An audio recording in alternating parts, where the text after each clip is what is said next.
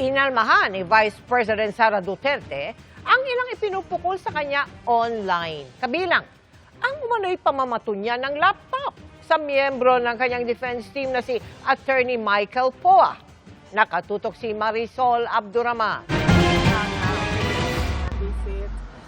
Sa video na binigay ng kanyang tanggapan, sinagot ni Vice President Sara Duterte ang kumakalat sa social media na binato niya umano ng laptop si Attorney Michael Poa, ang nagsisilbing spokesman sa kanyang impeachment complaint. Itinanggi ni Duterte ang kwentong ito. Ang dami pong mga statements na lumalabas sa different platform, ma'am, na tinapunan mo daw ng laptop ang isang empleyado mo, ma'am, na si Attorney Poa. Actually, sa totoo lang, masyado na siyang basura ba na gossip na hindi na siya dapat pinapansin. Never in the history sa aking trabaho ako nagtapon ng laptop sa isang colleague or sa isang empleyado or sa isang abogado. Pangalawa, hindi ako gumagamit ng laptop kasi hindi ako marunong gumamit ng computer. Sa lahat ng mga documents, nire-rely ko lang yan sa kasamahan sa opisina. Sunod ay yung laptop ko, personal ko siya na laptop, binili ko siya, mahal siya, and hindi ko siya itatapon basta-basta, personal ko yun. Pag nasira yun, ako din yung gagasa sa bibili ng... Hinihingan pa namin ang pahayag tungkol dito si Attorney Poa. Pinalagan din ng busy ang ilang paglalarawan umano sa kanya sa social media. Parang ano ba ang gusto nilang ipalabas na naratiba? Baliw ako? Ano pa ba? Bobo ako? Pro-China ako?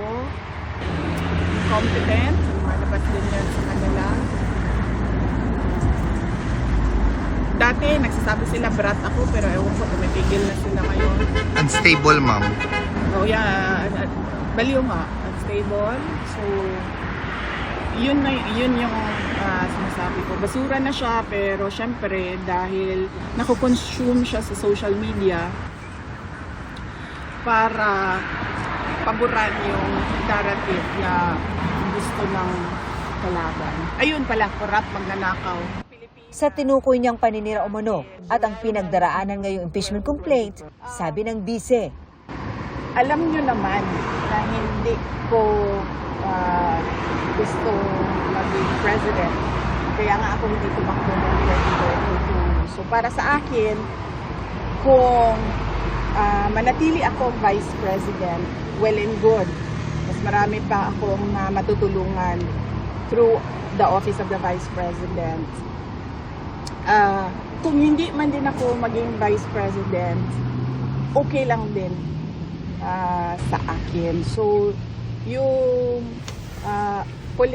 makakatulong pa rin ako sa mga tao sa ibang capacity na, sa ibang pamamaraan. Pero ang tanong niya, tungkol saan ba ang impeachment? Is this accountability or is this about removing a person who doesn't agree with the administration?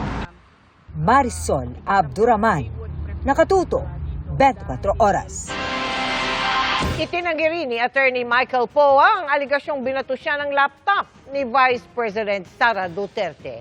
Ito raw ay fake news at completely false.